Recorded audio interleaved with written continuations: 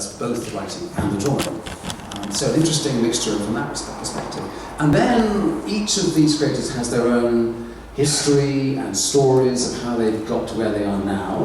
I know they've probably hardly ever met. Have you met each other before? Anybody met the other person?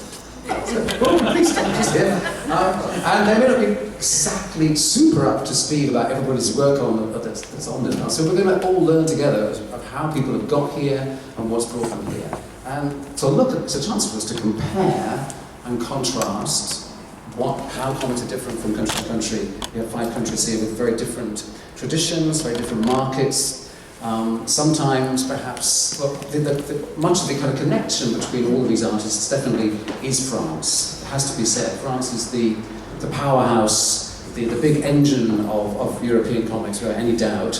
And in some cases, creators, for example, like Pat Mills, who is very well known, of course, in British comics, has worked with the French market, he's had experience of working for France. And I know, for example, that Vanna, Vinci, your graphic biography of the Marchesa Casati was a commission from Dargaud. So the book existed, I think, first in France before publishing elsewhere.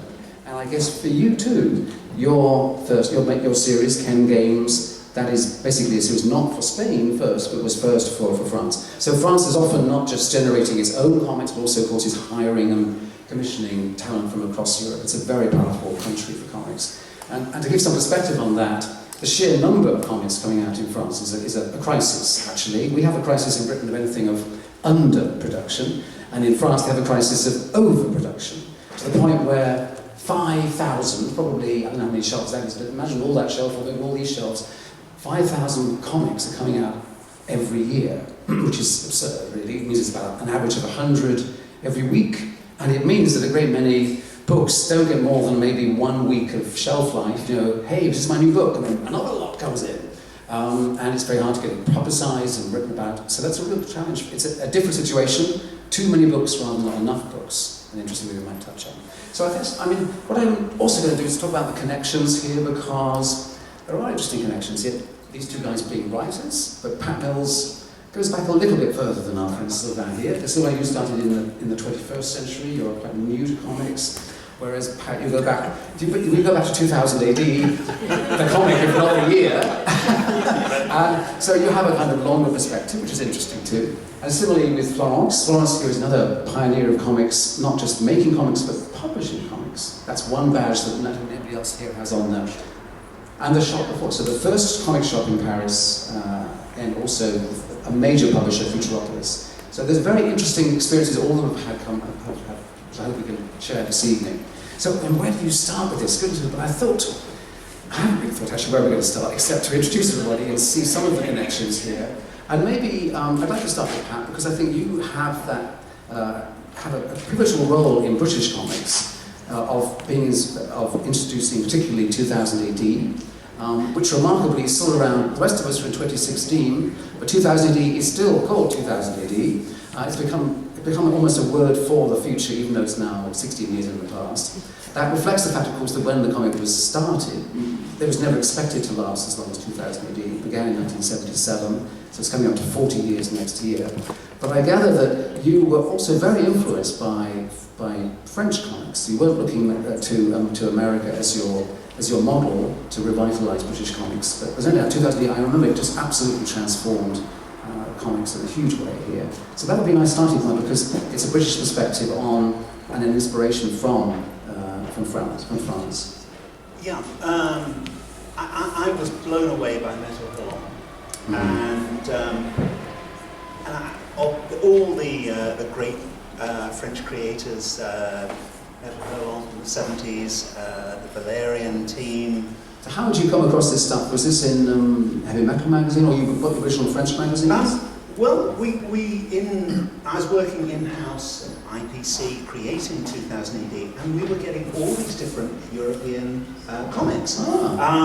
They were all just coming back from Frankfurt or somewhere. Or a London book fair or something like that. Yes, so we had yeah. Metal Hill, but we also had lots of. There was a very strong connection to Italy. So we had the Corriere dei Ragazzi.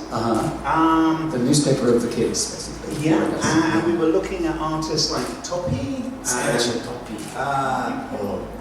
And I was just thinking, this stuff is fantastic. Yeah. Why aren't we doing more of this? Yeah. Why? And at that time, the American market was also very influenced by Europe. Mike Kaluta, for example, Barry Windsor-Smith. But looking right to Europe. Europe. Influenced by Europe. So for me, it was a natural step to follow the French thing. And a hint of regret, if I may, that I think a lot of the creators and editors who followed on 2000, I don't think they've quite grasped that nettle that if you want inspiration, if I was going to start another, God help me, comic tomorrow, which is never going to happen. No, we need it. I would once again go to France for inspiration, and that would go for girls' comics as well as male comics. Yeah. It's also worth mentioning, of course, that the other British connection here is that many of the artists on 2000 AD were from Spain, for example, or from Italy that you worked with, and Britain had been an enormous commissioner of comics, a publisher of comics on a global scale. Yeah, I mean, one of the amazing things is that you had world-famous Spanish artists. More Spanish and Italian rather than French. Yeah, not so much French. And the reason for this, I'm afraid, is a little down market, shall we say, is to do with the exchange rate of the peseta and presumably the lira against the pound. And so we were cheap, you see, Marcial. I'm afraid so. So you had, and South America, the same thing. So you had artists like Esteban Marotta or Buzelli who were working on a very humble magazine that I was involved with called Romeo, a pulp.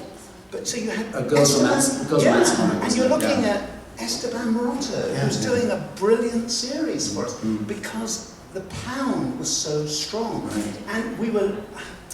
There's no other way to put this. I think we were buying them in a.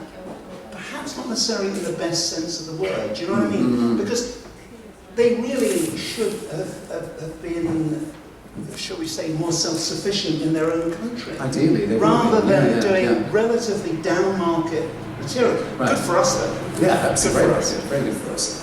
In fact, you may have heard of the Angoulême Comics Festival. It's the biggest festival outside of Asia. Anyway, it gets about 200,000 people coming to it, end of January. And I was there with one of the founders of the festival. And he was showing me these kind of acetate prints of old Romeo comics and Valentine comics from Britain, translated into French. And we were able to identify them, in fact, with some help from my people who know much more than me, we were able to identify the artists, all of whom were Spanish, in fact. And it just shows you that these things also was travelled around Europe. Our British comics were translated and exported a lot. And there's a footnote there that I should add, that particularly on the romantic fiction, that the female readership, that was, say, teenage girls, loved this Latin lover look. I wonder why. And because you see, the Spanish artists would draw these guys with incredibly handsome, to the extent that if they had hairy chests, they would have to be whitened out for our Puritan market. I kid you not. But the other thing was... Women too have these spectacular eyelashes, enormous hairstyles. It's great. The female market loved this look. So when we had British artists, they didn't like them because they just drew what we call kitchen sink. But the other thing I should say as well, and you'll know this from the Spanish artists Gravett, Ramiro, Badia, that they all had a style of drawing expressing the Spanish character, which doesn't happen in Britain. They talk with their bodies. So I'm going to demonstrate. I'm going to demonstrate this. They're like this. So you see, Gravett, they're all moving. They're moving. We don't do that. In Britain, no. We're very reserved. So I mean, Gravett, Ramiro, Badia, fantastic. Honestly Blaze and so on. Yeah, exactly. Fantastic work. So as you can see, we may seem like a separate isle, Albion. We're not really in Europe, but we've actually published a lot of European comics here in the UK and sent them back to Europe. That's quite interesting, I think. Yeah. Let's switch to Florence, if we can. because I'm partly kind of vaguely chronologically wanting to bring you in, because your role in French comics was actually initially as a comic shop, but then also as a publisher. When you became a publisher, what was the landscape like in the French comics market, and how was Futuropolis different? I just mentioned, by the way, Futuropolis was the name of the shop, and it also became the name of the publisher. And also, by the way, it's named after a classic science fiction comic from about the 1930s, I think, by René Perros. Nous, quand on a commencé l'édition Futuropolis, à l'époque, il n'existait que des livres de 48 pages couleur cartonnés.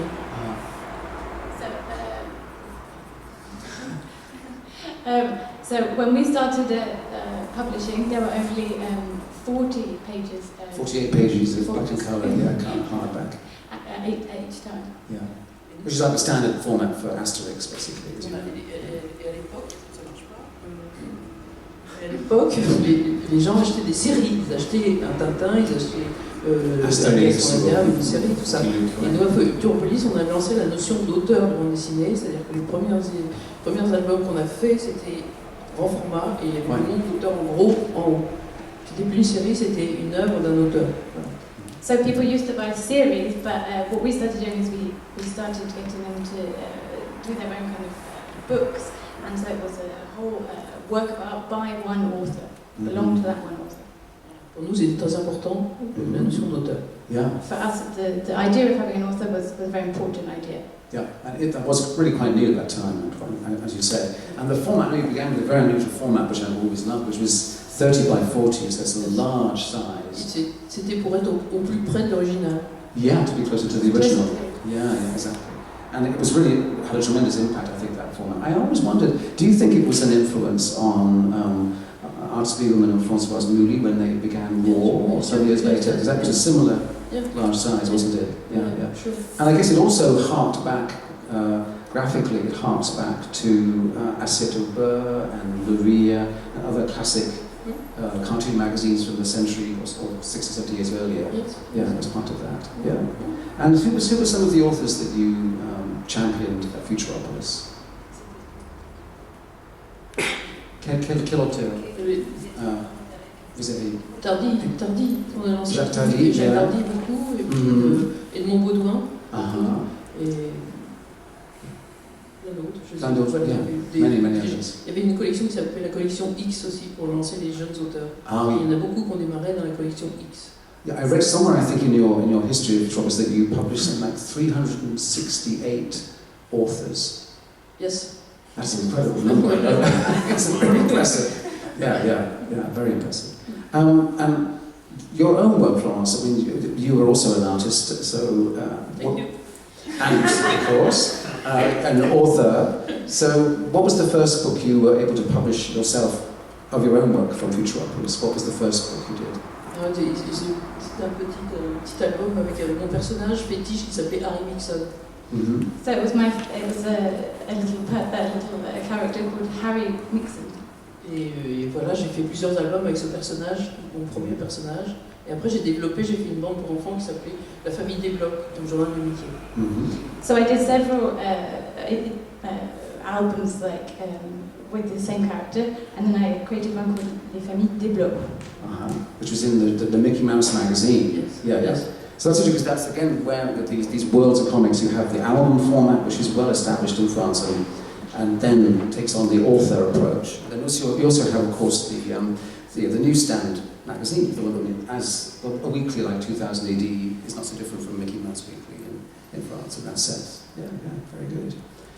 Okay, and do you think what impact do you? And you mentioned about the auteur, the introduction of the auteur as being important in the French market that Futuropolis innovated.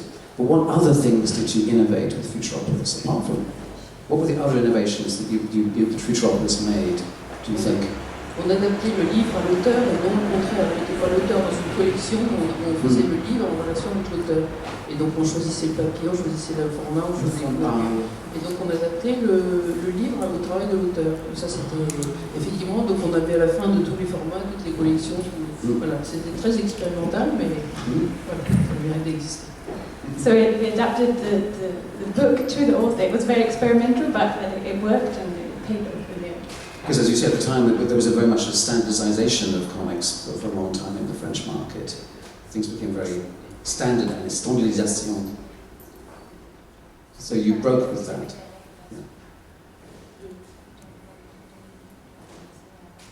Oui, c'est ça. Il y avait des albums 48 pages couleur en cartonné, c'était presque obligatoire. Et nous, on a exposé tout ça. On a fait complètement autre chose. So that's very important, as you can understand, to break away from constricting formats and to be able to have a book for any shape, any size, any length. That's something that took a while for other countries to be able to do. One of the reasons I think why French comics is so more advanced is that you were doing this in the 70s, which wasn't happening elsewhere.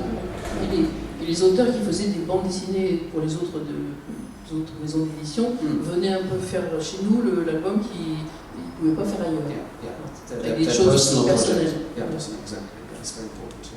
So authors came to see us when they had projects that they weren't able to do with other publishing houses or editors. So, and in terms of influences, we know that you've been influenced very much by European comics, and it's unmistakable that you've been influenced by classic American comics like Popeye and Mickey Mouse, for example. Were you also influenced by the underground, the American underground? Yes, Robert Crumb et compagnie, quoi. Yes. Right. And you discovered them. How did you discover those in France? How were they made available? Did you get the original comics? Yes. Oui. On recevait les comics américains underground, oui. And I think they were also published in Actuel a little bit. It was the magazine, Actuel. Yes. So you were there at the time it was all taking up. Great, good. Et Robert Crumb, c'était le premier à inventer la bande dessinée pour adultes. Yeah. Pour moi. So Robert Crumb was the first person who invented comics for adults, in my opinion. Yeah, I think you really like that. So let's try. We'll get to you. Don't worry. We'll get to see what. This makes sense because if you don't, not to lose you, but we're kind of okay. We've just crossed the channel and we looked at the early 70s and the development of Futuropolis and Florence as an author in her own right. If we move to Italy, I'm intrigued to know. I believe because I featured your work in the manga book I did in 2004. And we were discussing, Sophie and I were discussing what your influences were, and I gathered that manga is one influence, but also I believe you're also very, very fond of Claire Bretéché, the French artist. So could you talk about how those two influences arrived in Italy and influenced you? Allora, io ho cominciato a disegnare fumetti perché ero stata folgorata da Pratt, da Corto Maltese. All'epoca però molti... Yes, I'm just. It works. Yes. Hello. I started working making comics because I was shocked. I was amazed by Hugo Pratt and Corto Maltese.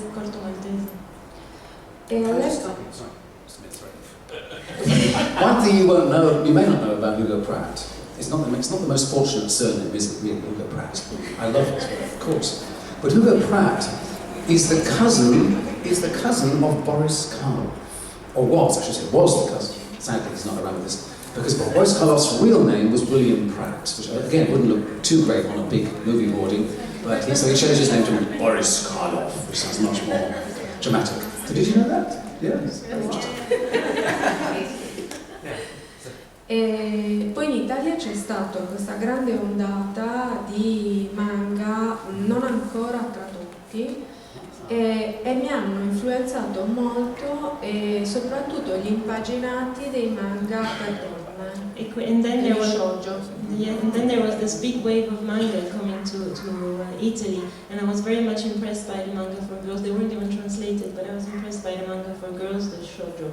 What year is this? The early 80s or something like that, maybe? 80s?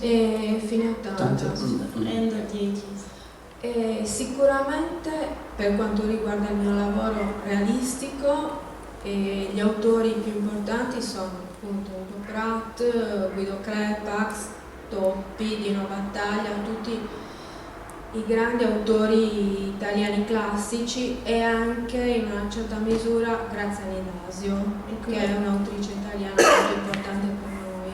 last one? We'll find out. My realistic work, as far as my realistic work is concerned, my big influences are Hugo Pratt, Crepax, Dino Dino Battaglia d'Italia, Toppi, and then Grazia Nidasio. Grazia Nidasio. Corriere dei Ragazzi. Okay, Corriere dei Ragazzi, so you might have seen that. And what was her series? Valentina Melavert. That's è la Steffi. The girl, yes, it's very nice. E in questa influenza di Grazia Nidasio era molto influenzata da un autore inglese che io ho trovato a casa quando ero piccola e per me è il massimo in assoluto. Non so come si pronuncia, credo che si pronunci Marcial. So Grazia, she was very much influenced by this British author who she had found. And My hero. Mi commuovo subito. She gets moved by this, just by the E poi Claire Bretéché perché mia madre è una grandissima fan di her mother is a big fan of Claire your mom. Bretéché, so she grew up with her. Very good, very good. And then, what was your break into comics? I think you were involved a bit with the Kappa boys, who did a manga magazine, or manga-inspired magazine. Is that right? Where you made your first big progress?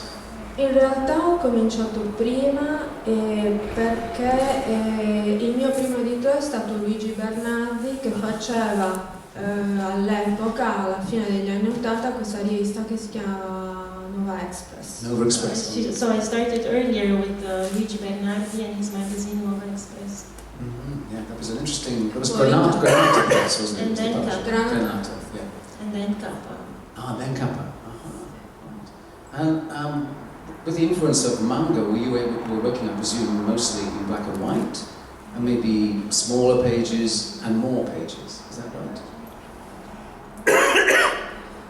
In realtà il manga, per me l'impatto più importante del manga, ma credo anche in Italia per il decennio passato, è stato sicuramente l'uso del bianco e nero, che è una cosa anche molto italiana degli anni 60. The biggest impact that manga had for me, but I think also in Italy, is the use of black and white.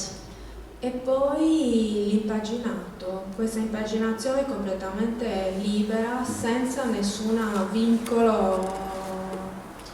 This free, extremely free layout, without any limits, without any rules.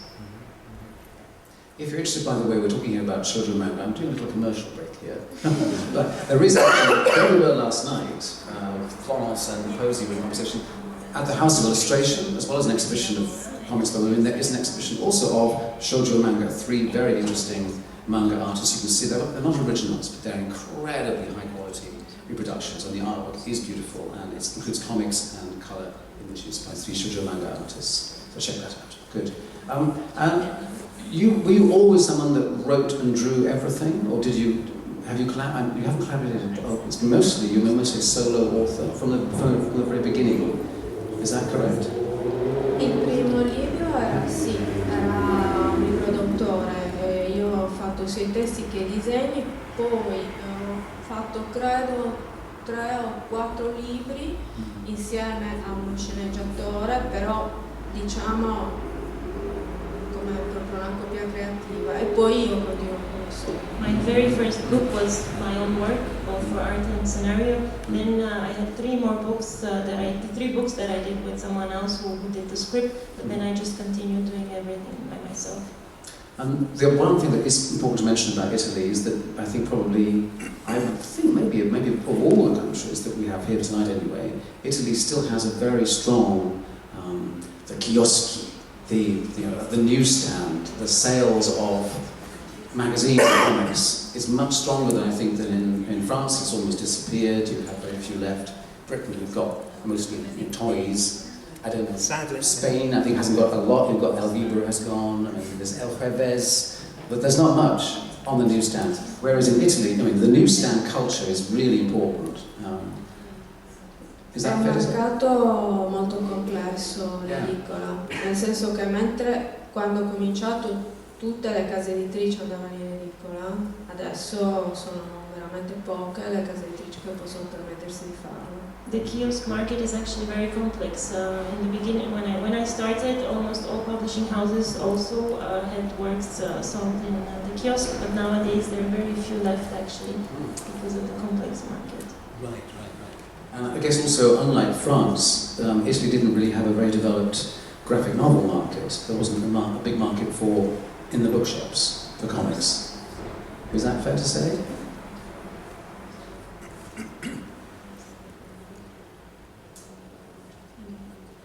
In realtà perché c'era una forma di serializzazione che appunto come il Corriere dei Ragazzi, cioè tutti i libri di Pratt o gran parte dei libri di Pratt erano divisi dentro il Corriere dei Ragazzi o altre riviste. E sicuramente il mercato italiano sino all'inizio degli anni 90, a metà degli anni 90 era basato sulle riviste, adesso le riviste sono purtroppo sparite. Quindi il mercato è diventato da libreria. In the beginning, actually, I think what made the kiosk so popular was that many of the works were actually serialized. All the Hugo Pratt, for example, they were all published as a series, and that's why it was so popular a medium for selling comics. Nowadays, the comics magazines are actually very few, and that's why comics are disappearing from the kiosks. Right, so it's the same crisis really happening in Italy as the rest of Europe for the newsstands. Yes, thank you. Right, but we'll get to you. But you're the youngest, you haven't got so much to say. We'll see. I'm sure you have. But Sylvain, so you... I prefer to be quiet because I learn a lot. Yeah, good, okay. But so now we're moving to Belgium now, but although... Yeah, have a microphone. So I'm confused. Are you actually living in Sweden? I'm sharing my time between Sweden and France for almost 15 years. But you were born in Tournai in Belgium, I believe. Exactly. My mother is Belgian and my father is from Marcial, so from France. So two really different backgrounds. Right. And then how come Sweden? What's taken you to Sweden? A Swedish girl. Because your surname is not Swedish, is it? Yeah. Is it a Swedish surname? Yeah. So do you have a Swedish family then? Yeah. Okay. Right. And what were you doing before you took up writing comics? Where did you come from? My background, I study history and politics. So I have a master in history and politics, and then I worked during 5 years in a bookshop in Aix-en-Provence. It was also one of the oldest bookshop in France called La Bulle Noire. You know them? And it sounds like it might be lots of polar and crime fiction. Yeah, it was about Bulle Noire. The symbol was a pirate. Okay. Yeah, so, right. And that's a great, beautiful city, Aix-en-Provence. Yeah. They have a very, very good festival, don't they? Yes. Rencontre or something. Yeah, Rencontre du 9e art. Right. Yeah. And then I moved to Paris and I started to work for commercial and marketing for a comics publisher called Les Humanoïdes Associés for 5 years. Right. And then I had an accident and I had to go for 3 months in re-education to relearn to walk. Oh my gosh. And that's when I started to write because for practical reason I was 33 and I have to move back to my parents' place in a small village, 400 people, and I was really bored. So I started to write. To rest a lot. And learn to walk. Exactly, and I start to write like some small script, and I continue. And where were you first being published? It was as a series. It was Orbital. That's your first series. Yeah. Which is available from Citybook in English. Yeah, commercial. So then I went back working for Les Humanoïdes Associés, but then because I really liked it, so I started to send some script to other publishers. But we should go back, because I mean, not everybody lands a publishing deal and gets a serial going like Orbital. So how easy was it for you to break in? Because that wasn't from Humanoids, that was published. No, not at all. I didn't propose to Dupuis. Exactly. Yeah. And it's not even very typical of Dupuis, really. Dupuis you think of more like with Spiro, obviously. I don't know, it happens really fast. I mean, I sent like 5 projects and in 6 months they were all signed. So I could quit my job. Fantastic. And then I'm doing this for 12 years. And in terms of putting an artist together with your projects, were you involved in that process, or did they find you the... No, they find the art. Actually, my way of working generally, I wrote on my story, on my script alone, and then I send the project to publishers without illustrator. Without an illustrator. Yeah, and then when a publisher accepts it, then we start to look together. And you can audition. Yeah, so then I'm sure that they are reading the script. Yes, because that's a good point. I mean, I know that in my experience, it's not all publishers are not always terribly good at reading just words. I should imagine most people would give the advice that if you want to bring into comics, you ought to have an artist and have some concept sketches and maybe 10 pages or something. Yeah, but you don't do that. No, but I think nowadays, I mean, publishers do a real job at script writing. So, since I started, I have always been really backed up by my publisher because that's their job. It's to the editor, maybe say in English. Yeah. That's their job to help you to publish the best story. Yeah. And sometimes you need some advice or at least some perspective from someone else that you can, of course, you can have it yourself. Yeah. And your first series, Orbital, which I know tomorrow you'll be in conversation with Pat Mills at the London Book Fair, which unfortunately isn't for ordinary non-publishing people like us, me anyway. It's only for publishers only, really book people. But that seemed to me to come up from an inspiration from the humanoid sort of style. It has a bit of Möbius in there and Messier and others. And it could almost have been a humanoids book. You know? Yeah, actually, Serge Paulet, the illustrator, is really influenced by this background. But it was not my case with the script, actually. What were your emphasis for Orbital? I mean, normally in my script I'm more influenced by like politics or history. So I like to take reality and use science fiction as a mirror from the future on our society today. So that's what I did with Orbital. But if I have to name a fiction actually that have made me want to write this kind of science fiction story, even if Orbital I don't think it doesn't look like this, but it's from Ian M. Banks. Oh, Ian Banks. You know, the cultural cycle. When I read the three first book, I think, I want to write science fiction that brings so deeply into society roots. That's how it starts. Right. And with your series, some of them are seem to be, I mean, not all of them are ongoing. Some of them are finite, some of them are maybe 3 books, some of them, Orbital seems to be an ongoing thing? Or? Orbital, book 7 will be published this year. Yeah. So do you always know from the beginning whether it's going to be complete or not complete, or does the publisher say, we must wait and see if this sells, if it does, then please give us some more? Yeah, of course, if it doesn't sell, you won't be able to continue. That's the hard reality. Yeah. But that depends on story. I consider that 1 book is enough. Yeah. But in general, I ask for more pages than the usual 48 or 74, 54. Or otherwise, what I do right now to secure it is, if it's a series, I always imagine like a first cycle in 3 books. Yeah. Because for both the publisher, myself, and the readers, normally you should be able to continue until 3 books. Even if it doesn't sell really good, at least the reader will have a complete story. Right. Because at the worst that can happen, like in comics industry, it's like a series and unfinished. Unfinished. Yeah. It happens a lot. Does it? Yes. Yeah, things don't sell well enough. Yeah. That's quite difficult. Yeah. And your genres are quite wide-ranging. I mean, we've only seen Orbital and the other one, which is Darwin's Diaries in English, but you were quite diverse, aren't you, in the genres you cover? Yeah, I think what I write reflects what I like as a reader or viewer. So I like a lot of different style of story. So I wrote like crime story, fantasy story, history related, science fiction, anticipation. You have to make the distinction. Yes, something more autobiographical.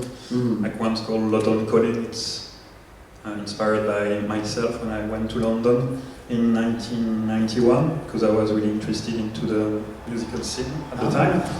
What particularly in the music scene? Everything like indie and what you call then grunge and the electro scene, rave. So I've been raving in England in 1991. Great. So I ended up in a squat in Lieutenant Castle. And you live here for some time? Yeah, for several months. Excellent. Yes. Right. So, and that's come into one of your books? It has been already published by Futuropolis, actually. The new Futuropolis? Yes, right. Excellent. Because your work is various publishers. I mean, obviously, Dupuis is one of the main ones, but you've I worked with Lombard, Dargaud, Dupuis, Glénat. So when you have this embarrassment of choice, of course, you listen to all the publishers you can go to, and you've got about a dozen big ones to approach. But how do you decide which one fits where, or do you not think of that necessarily? That depends. With a publisher like Futuropolis, it's more specific what they are published. But then the other publisher could also publish a kind of book that no Futuropolis publish who have been published in the open way. So basically I send it to everyone.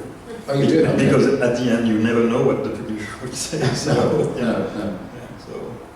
and sometimes, of course, it can be long for a publisher to take the right decision. So you cannot wait to send the publisher, wait for the answer, and then go to the second one if he say no. And do most of your books conform to the standard format? I mean, 48 or 64 or something like that? Have you? Yeah, most of them is 54. Yeah. Do you like working within those constrictions? Do you feel that's actually a good model, a good way of telling a story that way? I won't complain having more pages in general. Actually, no. But of course it can work. That depends of the story, and like if a complete story is like a first cycle of 3 times 54 pages, then you have a lot of place. You've got some space. Yeah, space. Yeah, and the main also goes about French comics is they're large, large formats, so there's usually more room. But that depends. And in some books, I was able to have like 80 page or 120 page, and then it's a different kind of narration. It's more close like to manga or to comics. When we do that, there's more space for small panels. Not so condensed. No. Yeah, very good. And you were talking earlier that the TV is quite a big influence on your. Yeah, actually, when I was stuck at my parents' place. I started to watch, like, at the time it was quite new, like some HBO show, like The Soprano and 6 Feet Under. And as I was watching that, while I started to write, actually this is one of my main writing influence, the new wave of TV show. And you haven't been tempted to abandon comics and go into TV? No, because I like writing with comics, but I'm working on 2 TV shows right now. Oh, good. And I guess potentially some of your projects, your comics, or it could become. Yeah, one is from comics that have been published, and one is a creation. Which is the one from comics that's going to be adapted? They have to find the finance first. Of course, you need money. Yeah. Okay, so it's not quite set yet. No. But we won't jinx it. But best of luck. Fingers crossed. Yes. Yeah. Great, thanks for that. So, and we come now to Marcial, and I'm interested about your influences. Who were the artists that you read when you were young and that inspired you? When I was young. Yeah. Well, you're not when you were younger. Okay, you're still quite young. I have 36 years.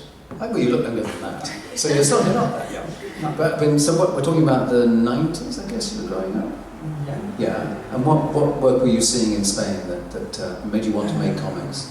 Bueno, por ese tiempo en España, Spain, la verdad es que tenemos mucha suerte porque tenemos publicado todo tipo de cómics, tenemos todo tipo de influencias de esa época. Pero bueno, en mi caso yo empecé leyendo cómic europeo, con Asterix, Tintín, ese tipo de cómics, pero luego empecé a leer cómics americanos, cómics, no, mucho más espectacular. They were not that spectacular, I guess. It's okay. I wonder whether we ought to just pause between. It's difficult for them to hear. I think. Yeah. So we'll in sentences. Yeah. And how about manga? Manga was arriving then. Was that also an influence on you? Sí. Sobre los 90 o así empezó en España a publicarse el manga. In the 90s, manga started getting published in Spain. Y fue una gran influencia para mí también. O sea que mi estilo es una mezcla de todo eso. And that was a great influence to me too. And also my style today is a mix of that also. Yes. Y ahora realmente las influencias más fuertes son quizá cómic europeo otra vez. And the strongest influence right now, I think, perhaps are European comics again. También porque es el medio en el que me desenvuelvo. Because it's the medium in which I'm working now.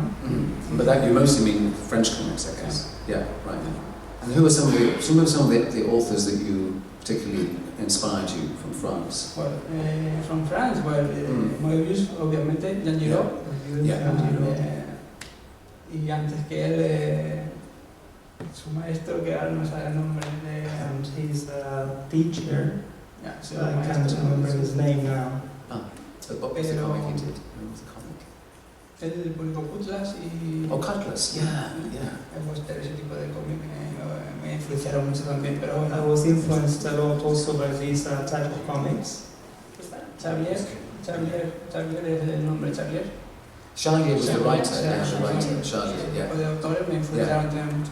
Pero actualmente es que tengo muchísimas influencias desde Bastien Vivet, que es un autor joven también, el que conozco personalmente. Been influenced a lot lately also by Bastien Vivet, who is a young author. Yeah, Bastien Vivet is a very interesting artist. He's done Paulina, you might have seen, and Taste of Chlorine, and he's doing Last Man, which is like manga and dessiné all kind of mixed up together. Incredible, very good, yeah. No sé, también muchísimos autores españoles, pero lo que suele pasar es que yo como autor español tengo muchísimas influencias de autores españoles, pero al final no me acuerdo nunca de ellos. I've been influenced a lot also by a lot of Spanish artists, but being Spanish, I can't remember something about their names. Jordi Burnett, of course. Yeah. Well, Burnett's the artist on Torpedo, the gangster comic. Yeah. Tengo muchísimas influencias. So many influences coming into it. So, and then how did you move into comics? Were you in art school? Did you go to art school? Yo soy una generación que yo estudié Bellas Artes, Fine Arts. I studied yo estudié fine arts. pintura, escultura, grabado, fotografía. Drawing, photography, painting, and also engraving. Y yo creo que mi estilo es un poco quizá diferente al resto, porque mi educación es como más clásica. And I think that perhaps my style is a little different to the others' style, because I had a sort of more classical educational background. And I guess when you were at, comics was probably not encouraged when you were there in our college, where you weren't allowed to make comics or include comics work. Yo me dedico a esto por cabezonería, cabezonería por engenio desde pequeño, porque me puse, ¿sabes cómo cabezón? Obstinado, procrastinación. He was trying to explain a Spanish phrase, which probably is hard to understand. He said that he devoted to this because he's very stubborn and he just wanted to do it. Porque en mi familia éramos dos hermanos y yo era el pequeño y no sabía dibujar. Dibujaba, pero dibujaba mal. We were two, in my family we were two brothers and I was the youngest one, but I didn't know how to draw. Y yo me obstiné en dibujar y ahora sé que dibujo, mi hermano no. And I said, no, I'm going to make and I'm going to draw. I'm going to draw and draw, and I'm the one now who draws. And my brother doesn't do any drawing at all. En la carrera, cuando estudiaba, en la carrera el cómic no estaba bien visto. And also way back when I was studying, or doing my studies, the comics was not well seen. Well, fine art is not like a low art. Yeah. So, because in the fine art school it was kind of deemed as something low or not such high. En España no hay realmente un mercado de cómic, no hay una industria de cómic. Por eso yo tuve que irme fuera a trabajar. And there isn't any market or industry, comic market or industry as such in Spain, so I have to go and work abroad. Hay una industria muy fuerte de editores, pero no apoyan a los artistas del país. Creación, publican. There is actually strong publishing houses or publishing market in Spain. However, they do not publish the Spanish Not very artists, much, not very much. No. They mainly do publish those from They abroad. translate them from abroad, yeah. And you've got publishers like Norma Editorial, for example, but they have just a very few authors they publish, yeah. En España hay a lo mejor 2 o 3 autores que pueden vivir directamente de lo que publican en España, de la gente que compra su libro en España. There are maybe 2 or 3 authors in Spain who can live on or of what they make of their things published in Spain right now. 2 or 3. So I think Spain's been quite dominated by American comics, by French comics, by manga. So yeah, and it's quite hard to have a local scene that competes. Yeah. Eso demuestra que me gustan los cómics, lo que me gusta de todo esto. I think that all that I have said shows how much I love doing or making comics. Comics. Yeah. And you met with your collaborator, the writer Robledo. Was that while you were at college? You were already collaborating on stuff. Nosotros nos conocimos el primer día de carrera y desde entonces y empezamos nos gustaba, teníamos en común los cómics también y como no era mucha gente la que le gustaba los cómics en la carrera, pues empezamos a hacer una gran amistad. So we actually met at the first day, or on the first day back at the Fine Arts School. At the time it was not typical or common or usual to see people at the Fine Arts School wanting to do comics. And so because he did, and I did as well, we began close friends straight away. So, desde entonces empezamos a trabajar, nos presentábamos a concursos al principio de historias cortas. So we began working together, and also we submitted material to competitions, sometimes short stories or short picture stories. Y la primera, en realidad es una colaboración muy estrecha, somos prácticamente hermanos. Actualmente nuestra relación es muy estrecha. In fact, we've had a very, very close relationship, and we're practically like brothers, and still today we're very close. Tiene sus cosas buenas y sus cosas malas. For better or worse. Yeah, like family. Yeah, he said that, well, like in English, he's not perfect. He has his great things and his bad things, his bad moments as well. But it's resolved that where, what is the first name? It's Robledo. What's the first name of Robledo? Jose Manuel Robledo, okay. But he's the writer, isn't he? So, but he was studying fine art with you, so he must have been an artist too. So how did you work out that, okay, you're doing the writing and I'm doing the drawing? He was saying now that Robledo is actually an amazing, he draws amazing as well. Also. Better than you? Diferente. Muy difícil de, digamos, de enmarcar el tipo de historia que publican en Francia. He draws wonderfully, but it's quite hard to say to use or to sell or publish in France the kind of drawings that he does. That doesn't fit in what the market. Right. But is he making his own comics himself anyway? Está intentando hacer uno ahora y yo lo estoy intentando animando mucho a que lo haga, pero no sabemos si lo van a publicar. Yes, he's trying to make one now, and I've been encouraging him to do so, but we don't know whether it's going to be published or not. But I think the fact that you have a writer who is also an artist is probably quite a good thing. But I'm looking over at Pat and going, well, I'm looking at Sylvain, because did you ever draw? Did you ever draw comics? No, I've got ideas. Have you ever drawn something? Yes, I was studying art when I was in high school. On drawings, but I quit because I never had the patience to draw. Yeah. I never had the patience to draw, but I had the passions to write. So I switched to writing. Right, exactly. Yeah. And then the big break you've had, of course, is with Ken Games, which I gather again was that a commission from a French publisher? It wasn't made in Spain originally; it was made in France. Fue una idea directamente que presentamos a la editorial. Conocieron nuestros trabajos porque el primer libro que se publicó en España fue una recopilación de historias cortas. The first book published in Spain was like a few volumes of short stories, and then we submitted the material directly to a publishing house. Y como tenían una referencia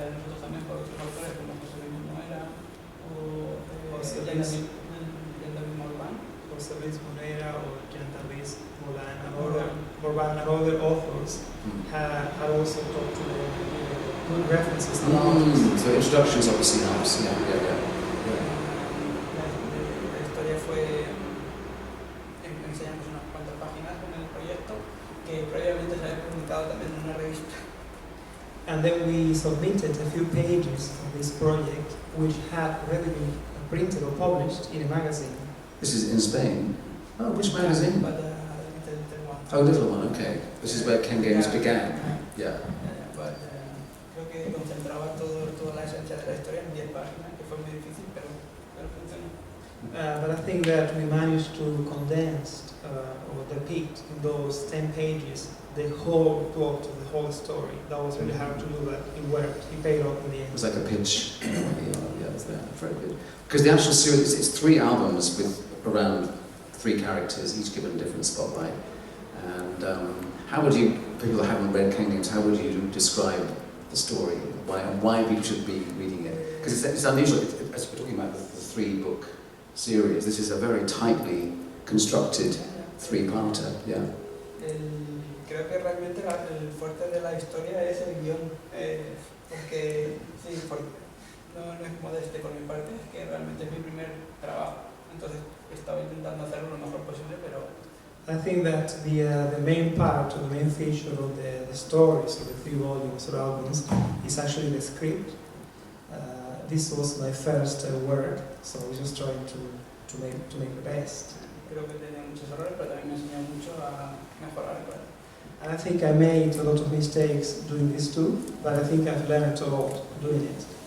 Ken Games es una historia que habla de 3 personajes muy diferentes, son amigos, pero que se ocultan la verdad los unos a los otros. Ken Games is a story where there are 3 main characters, they are friends, but in fact they hide the truth from one another. Uno de ellos es matemático, pero en realidad es boxeador. One of them is a mathematician, but in fact he's a boxer.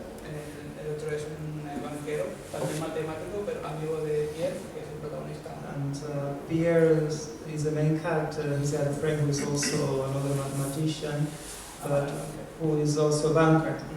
Y luego está Anne, que es la novia de J, el banquero. J, who is the banker, has a girlfriend whose name is Anne. Tienes que descubrir qué es lo que es realmente. And I think it's better that you find out what the story is really or what happens next. Y bueno, pues eso, en realidad creo que habla un poco de la identidad, de lo que se trata muchas veces en los cómics, que es el alter ego, pero desde un punto de vista quizá más cercano, más cotidiano. I think it talks a lot about identity and also alter ego. As done sometimes in the comics, but also more in the daily life, so to speak.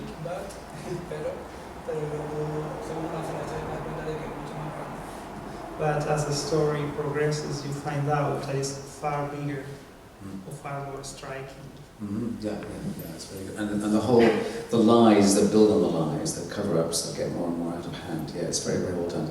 Excellent. Well, and so tell me, what have you been working on? I'm only pretty familiar with that because that's come out in English. So what have you been doing more recently, post Ken Games? Estamos publicando ahora, justo en febrero de este año salió el primer libro de Tebori, que es una nueva serie de 3 libros también. A new series, a 3-book new series was published this year in February.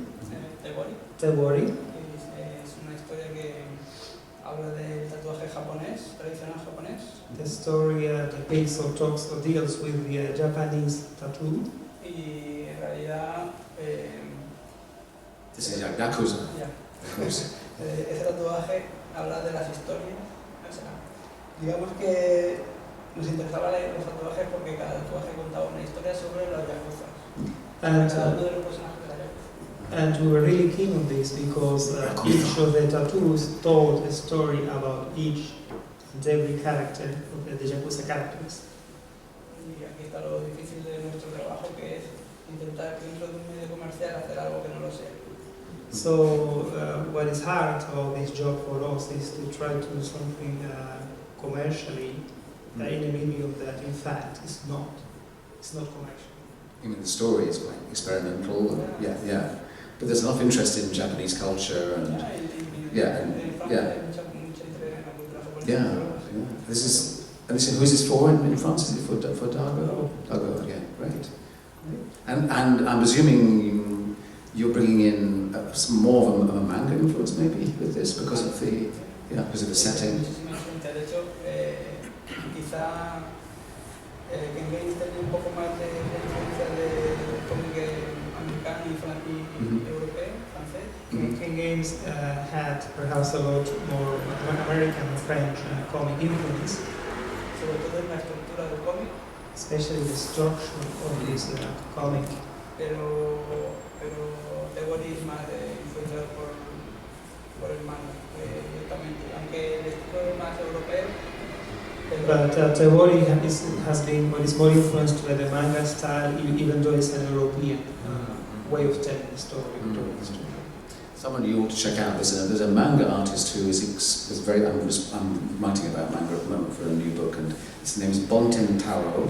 It's been published in France by Les Amours, and he was an amazing comic artist and an amazing tattoo artist, and he completely revolutionized how Japanese tattoo. Are you talking about Bonten Taro in this book? No, you're not. But I mean, he's amazing, and not only became so famous that he did. His tattoos were also made into fabrics and clothes, and he made an amazing boxing.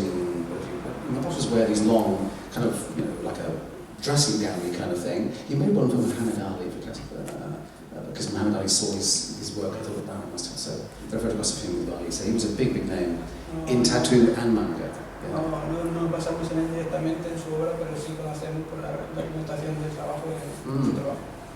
We haven't used him as a reference to our work, but we do know about him and his work through the research we did to this.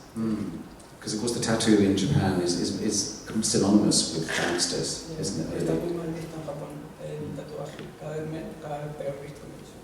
The tattoo is not so well seen in Japan anymore, and it's getting worse and worse. Yeah, there's prejudice, of course, too, isn't it, towards having a tattoo, yeah. Whereas I believe Britain, we don't have any questions about tattoos, we're apparently one of the most tattooed countries in the world, next to Japan, perhaps, I think, but I've heard this. Good, well, that's fascinating to hear about that. So, we've travelled through 5 countries, including Britain, of course, and we've got 5 different artists who've all come to comics in a different direction. I suppose what we could do is now open it out to you to comment on where you think comics are going to be going. We're in 2016 now. Where do you think your own careers, where you'd like them to go? I guess that would be the question. What would be your ideal scenario over the coming 5 years if you were given the chance to say, okay, this is the thing I'd love to do. Maybe you're doing it already, but maybe you haven't done it. If you're not doing it, what would you like to see develop in the comics market? And that will also probably tie in a little bit with the growth of new digital delivery, which may be something you're completely cold towards, or maybe it's something you see has got potential. So should we start with you, Pat? I think digital is certainly going to help the British market, for sure, because it's a different thing where France is concerned, but certainly for Britain, I think it could help us out of a fairly deep hole that we're in. I mean, apart from 2000 AD and the independence, Yes, and there's the Phoenix course for kids on the news, which is doing something good. But so it needs something, and digital seems like a way out. For me personally, I'm going to try something relatively daring, I think. I'm going to try and do a pacifist hero, which is a little bit of... There's not very many of them, are there? No. It's probably sort of creative suicide, but it's something I really want to do because I'm aware of a great pacifist, and in the centenary years of the Great War, it's astonishing. Well, it's not astonishing, it's actually disgraceful, and it's part of the British state's attitude that there's no reference to pacifists, and even Jeremy Corbyn, I think, said on one occasion, "I'm not a pacifist," like like it's a dirty word, and well, I mean, it doesn't really mean any further. And you kind of qualify it by saying that there would be possibly some circumstances where there would be unavoidable conflict. But the idea that pacifists Obviously, It's it's almost particularly tricky in comics because they are, mine in particular, Yes, it's not something extremely violent. Yes. I think you might be So a violent this is pacifist. the new version of Slane. Slane's going to become a pacifist. No, it's a World War I story about, about a famous pacifist who Yeah. was a bit of an action hero. So yeah, so that's my direction. Yeah. Excellent. Well, we could do with that, I think. I'm quite sure we could. Yeah. Okay, let me check in with you, Florence, because you've... There's a microphone before that one. There we go. I have 3 microphones. So tonight we're also here because of the publication of the Midlife Crisis in English. But you're doing a 4th volume of that. That was one of your next projects is to do Le Démon du Soir. So can you tell us about that? That's your current project, I believe, is it? Your project actuel? De faire aussi Le démon de minuit. Parce que le démon... Non, parce que le démon de midi, c'est la femme de 40 ans. Yes. So the midlife crisis at midday. Le démon d'après-midi, c'est la femme de 50. And then the midnight post-midlife crisis is a 50-year-old woman. Le démon du soir, c'est la femme de 60. Late crisis. The title, and that's a lady at 60. Oui. Et je finirai par la femme de 80. And so I'm going to end with the Démon lady de at 80, which is the... We don't have a name. So you're not retiring very soon, are you? You've got your life planned out. Voilà. And are you doing any more collaborations? Do you see those coming up with other writers, with the scenaristes? Can you tell us anything that you might be doing? Oui, j'aime bien alterner justement avec un scénariste et faire mes albums toute seule. Voilà, j'alterne entre les deux parce que je trouve que ça m'emmène dans un autre monde à chaque fois. So I like alternating between doing comics and writing, but also working with script writers and screenwriters, and I like going between the two. So what was your most recent collaboration with Le plus récent, c'est avec Daniel Pénac, qui s'appelle Un amour exemplaire. So the most recent was with Daniel Pénac, called Exemplary Love. And can you tell us a bit about that? The story? The story c'est une histoire vraie, c'est une histoire qu'il a vécue quand il était jeune. It's a true story that he had experienced when he was young. Et c'est un couple qui habitait chez sa grand-mère dans le sud de la France. It's a couple that lived next to his grandmother in the south of France. Et donc c'est un couple qui ont vécu ensemble sans jamais se quitter. Lui, il n'a jamais travaillé, ils n'ont jamais eu d'enfants. So it's a couple who they were always together. They never left each other's side, and he has never worked, and they never had children. Ils ont passé leur vie à se lire des livres mutuellement. And so they spent their whole lives just reading books to each other. Et donc c'est là que Daniel a pris goût à la littérature et que c'est là qu'il a pris goût effectivement à écrire. And that's where Daniel Pénac really got a taste for literature and decided to make that his career. Donc c'est un amour exemplaire. So it's exemplary love. Very nice story. Very interesting. They live like that. Very good. Okay. And who else should we ask? Let's ask Vanna. What are you working on currently and maybe hope to do in the future? Io sto continuando nella direzione delle biografie, nel senso che sto lavorando in questo momento alla biografia di Frida Kahlo. I am continuing this theme of the biography, so currently I'm working on a biography of Frida Kahlo. Che sarà parecchio lunga, It will be quite long. penso un po' faticosa. And a bit hard to do. Did you see the great movie that was done of Frida? Sì, It's well done, wasn't it?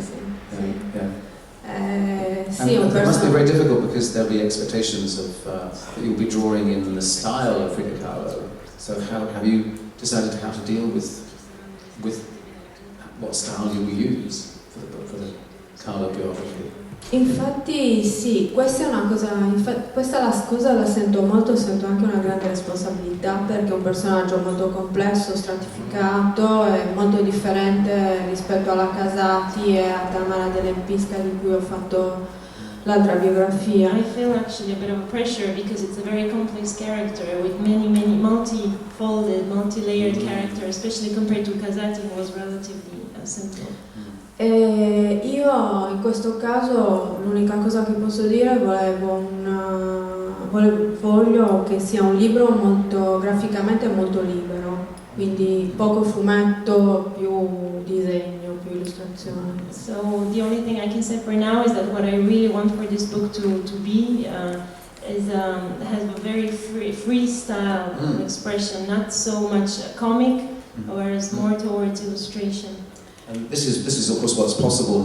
The graphic novel really has enabled comics also, I think, to become more like a fragmentary, more of a collage, maybe a scrapbook, maybe a diary. I mean, there's all kinds of ways of doing comics now which really weren't around, certainly not in the past. Yeah. E l'altra cosa, nel testo vorrei che fosse un testo più letterario.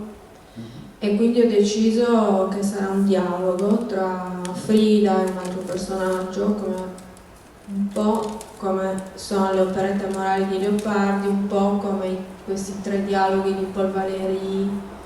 And what I wanted to do in reference to the text is to make it a dialogue, a bit like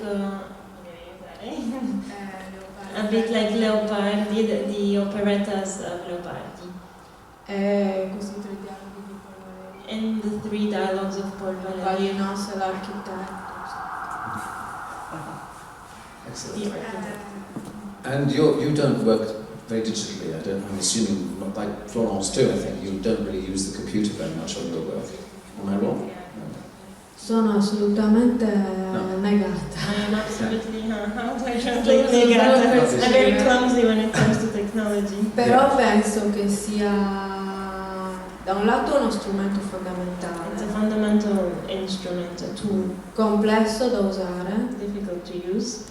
E che però anche proprio l'idea di lavorare direttamente, di pensare direttamente una storia per il digitale, credo sia una nuova frontiera. It's a complicata, ma complicated frontier that we need to go towards. The whole idea of actually creating directly on a computer. I find it very interesting. It is complicated but interesting. So you never know, you might explore. You might explore it. Yes, you never know. Yeah, thank you. We'll just look forward to the Vida Carlo project. Good luck with that. It's very, very exciting to hear you doing the Carlo biography. And I was just reading, you may not have heard of this amazing Casati, Marchesa, because I haven't heard of her before, but she's one of the most, according to Wikipedia anyway, just to say, she is the 3rd most painted woman after the Virgin Mary and who's the other one? I can't remember now who the one was now, but anyway, but incredibly painted. And the point is, she died here in London, didn't she? She was living in with no money, not far from here, near Harrods. Yeah. And there's a wonderful story. Brompton Cemetery. She's buried in Brompton Cemetery. Nobody came to her funeral. Hardly anybody came to her funeral. And I've read somewhere that she was buried with her stuffed Pekingese, her Pekingese dog. I mean, that's great, isn't it? I mean, I like her. Yeah. Very, very much. Yeah, fantastic. Yeah. So do check out Casati. It's a wonderful life, a wonderful woman. Yeah. So Sylvain, let's just wrap up and look at updates on what you are working on now or would like to do over the coming years. What I'm working on now is Orbital Volume 8. Is Orbital endless? Never ending, do you think? Will you be doing this in 5 years, 10 years? I could write some more. Yeah, you don't have an end in mind for it? No, so far. No. So, and I'm working on the sequel of Millennium. Oh, good. Right. Oh, yes. So, because we haven't touched on that. This is the adaptation of Stieg Larsson. Yeah, I've done the adaptation of the Stieg Larsson 3 novels. Yeah. It's already published. And now, last summer, I've been asked to do the... Was he Swedish? Yeah, he's Swedish. Exactly. So is that how you got the job? Actually, I proposed it the first time to Jérôme Baron when he was working in Dupuis. And then Dupuis called me like maybe 2 years after and said, you know what you have proposed about adapting Millennium in comics? Well, if you want, you can do it because we got the deal. Excellent. So And dare I ask you, if you've seen the American version? It's written by Denise Mina, who's a Scottish writer, done I think by Vertigo or DC, wasn't it? Did you look at that or not?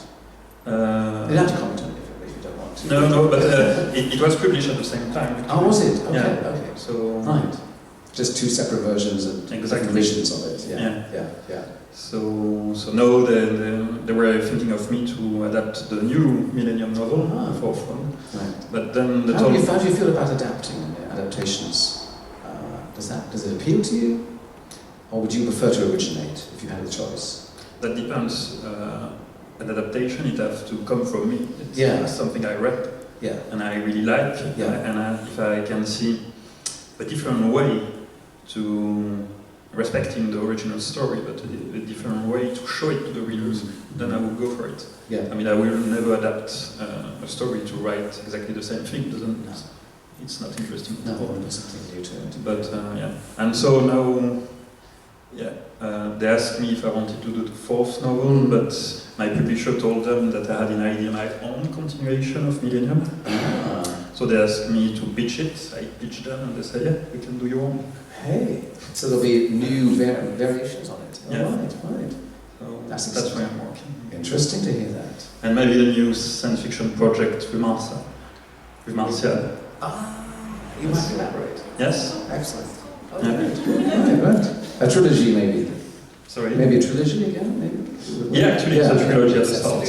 Yeah. Oh, good luck. So about alien invasion on Earth, but I try to give a new approach of the genre. A different twist. Yes. Oh, good luck with that. Yeah. Excellent. So you might be better working together in the future. Have you got the Yakuza series? Ahora mismo estoy terminando el segundo libro, que saldrá en septiembre, de Theory. I'm doing now the second book, the second theory book, para septiembre sale. and it's going to be published in September. Y tengo que hacer el tercero, terminar la serie y luego, no sé, quizá trabajar con el Sylvain. I then have to start and work on the third book to end the series, and then I'm going to work with Sylvain. Pero me interesaba mucho la pregunta que hacía sobre el mundo digital. I was really interested in the question you asked about the digital world. Porque pienso que son demasiado, el digital permite muchísimas cosas para experimentar en cómics. I think that the digital medium allows you to experiment and do a great deal of things in comics. Desde el hecho de publicar cómics que son absolutamente impublicables en papel porque los editores no se atreverían.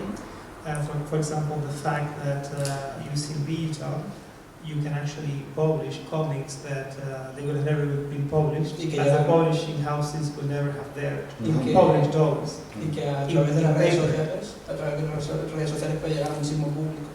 And also, you can reach a big audience through social media. Y bueno, luego a nivel narrativo también creo que está por hacer el cómic digital. And I think also in terms of narration, or the narrative, or the stories, the digital has to be made. Estoy de acuerdo con lo que decía Vanna, que decía que ahí se pueden juntar muchísimas disciplinas, tanto el audio, por ejemplo, como la animación. Pues es que es muy difícil de concentrar, pero creo que se podría utilizar para contar una historia que al final es lo que... I agree with what Vanna has said earlier, that you can mix different things like audio, animation, and you can mix them together and tell a story, which is basically what you're trying to work towards at the end of the day. Yo no tengo ideas muy claras sobre qué hacer en el cómic digital, pero alguna tengo y me gustaría poder hacerlo, pero... I haven't got a clear idea yet as to what I'm going to do digitally, but I hope I can get some good ideas and do something soon about it. It's something you can bring in when you work with Sylvain. One could imagine some different elements of the story that could work digitally, maybe even virally. Yeah, it could be really interesting to make that part of the storytelling. With Europe comics. I mean, the obvious thing to suggest to you is it would be do something rather like Orson Welles' with his War of the Worlds broadcast, you know, where you put a story out as if it's really happened, you know, if you were able to virally somehow get that to be convincing to people. I don't know if it would work, but it might be an interesting example. And one of the masterpieces of alien invasion, which you may know, but if you don't know, you should check out, is by Hector Osterhout and Francisco Solano Lopez. The Eternaut. Yeah, it's incredible. Yeah, it's really good. A very good example of how you can take the genre into extraordinary places. Yeah. It's more in this way. Good. That'd be very, very interesting. Como la invasión de Starbucks, algo parecido, que está en todos sitios, pero nadie sabe cómo ha llegado. Starbucks, del café, sí, que es algo como que está en el ambiente, pero del café está. I think it's something like the Starbucks invasion that is everywhere, but nobody knows how it got. The Starbucks aliens? Yeah. Okay, that's true. We have time for very few time for some questions. I'm sorry, we're near the end. I think we are. You know, it's always very difficult because I always like to ask. Everybody had a chance to say enough because I was once chairing a panel with even more people on it than this at a feminist political convention. Pat, can you imagine? People terrifying. And I got criticised for talking too much. And one arm and saying, and Gabriel Bell, who was one I love. They said she hasn't been allowed to say enough stuff. Well, I mean, you kind of try to do it, but it's difficult. But anyway, do you have any questions to ask any of our panelists? We've got a microphone for Frederick here that can happily... Here we go, in the front row. Hi, could I ask, how did Requiem come about? We can touch on that, but did we? Sorry, Pat.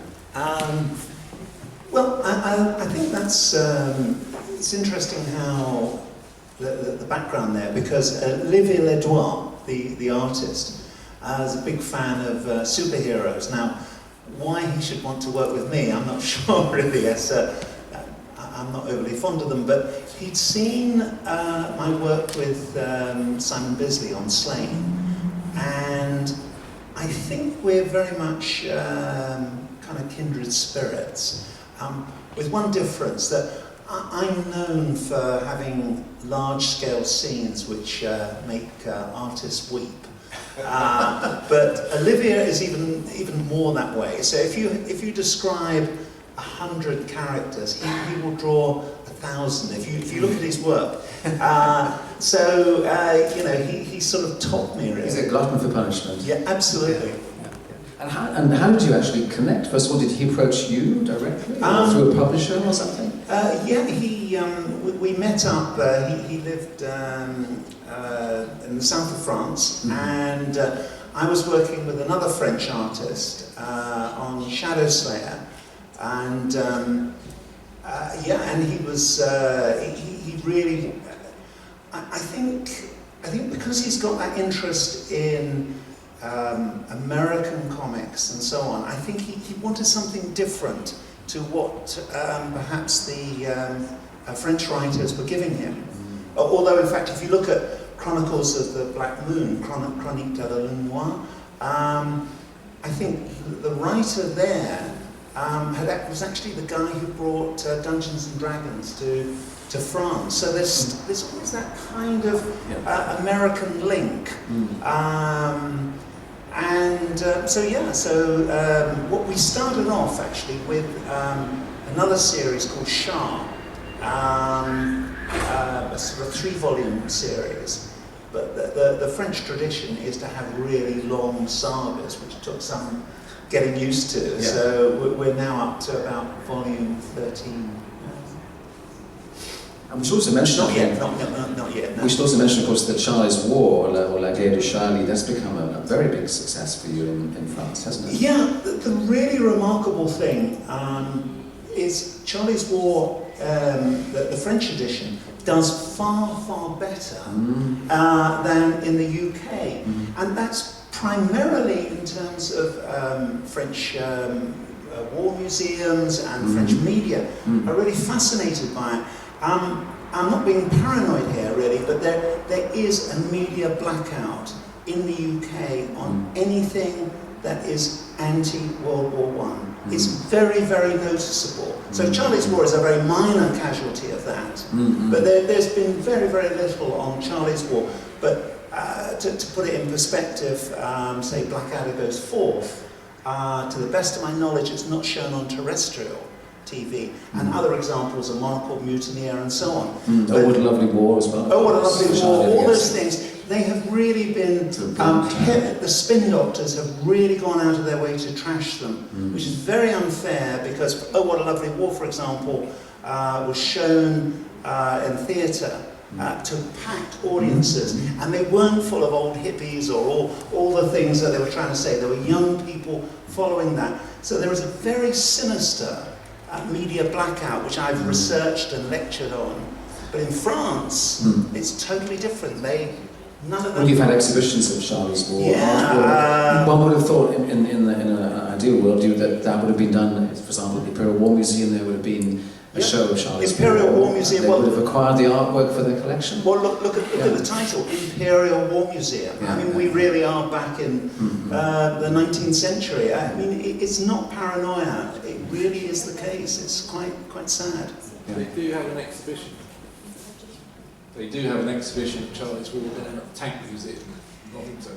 Yes, that's true. That's mainly, I think, because of the artist living close. He's a local artist, isn't he, Joe Colvin? That's right, and I have actually went down there. It's about 3 or 4 years ago, I think, and they're very nice there. Yeah, I remember him saying we'd prefer you to say nice things about tanks. But in fact, but obviously it's up to you. But I actually felt when I was there the vibe of looking at all these, giant machines of death. They have a fascination for an audience, which I think is quite questionable. I mean, they are most monstrous machines, and I think if you're going to do something anti-war, you can't sit on the fence on it. It's got to be in the tradition of Jacques Tardy, for example. In other words, it's got to really put you off the subject. You can still be entertaining, but I think, I don't subscribe, much as I admire things like, say, Commando Picture Library, which is very, very good for a kind of middle-of-the-road approach, but it is still looking at war in for want of another word, a pro-war stance, I think. Yeah. Have you written something about war, World War I or World War II? Have you done that? A war comic? About history? No. No. Would you? Are you interested in that? Well, actually, I wrote a lot about war, but more into bringing into science fiction and anticipation, like a drone, for example, who has been just published in France. It's a story about 3 European drone pilots in the near future that fighting like some terrorists in China to defend European economic interests, and that's called problematic with the use of drone into war today, where the pilots of drone are not on the field, and for them, and you can hear by high-level military themselves that they think it's frightening, because when you say people piloting drones and killing other people, they think it's a video games, but it's not a cliche. It's really the reality of it. Yeah. So yeah. We should also just mention that on November the 11th, 2014, we had the most extraordinary special event at Foyle's Bookshop, where, Pat, you were able to meet with Jacques Tardy. So Tardy chose not to be in Paris on that key day, but to be here. And I think France is incredibly lucky to have such an outspoken pacifist comic artist as Tardy, and his work sells hugely and clearly has an enormous cultural impact. Yeah, it reaches a mass audience, and that's just fantastic. Well, I'm hoping to meet up with him this year, maybe before or after Strasbourg. Yeah. And we keep talking about, he has this guy who sort of knows the trenches. He's a historian, isn't it, he worked with? Yeah. He collects all this, Tardy's colleague. This is where all the artifacts are so incredible. And so he's going to take me on a kind of private tour of the trenches. Or at least I'm hoping that may happen. Yeah, that would be fantastic. And we also just wrap up, we should mention that you're now living in Spain, so you're the most European Brit on the panel. Well, I would like to say that, apart from the fact that the part of Spain I'm in is notorious for being very English, which is near Marbella. Right. Sorry about that. Great. Good, so I think we ought to wrap up. And are we doing any book signings at all after this or not? But we have got some items here. We have some digital gifts here, including, I think, do we have some printouts as well or something? And we have some tote bags.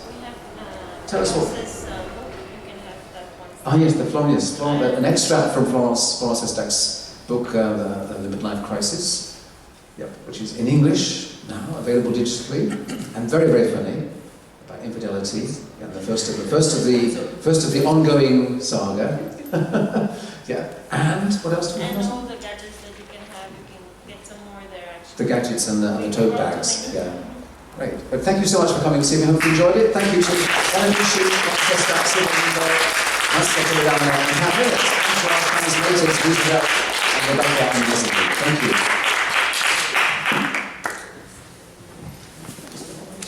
Really worked out. It's always very difficult when you've got so many people.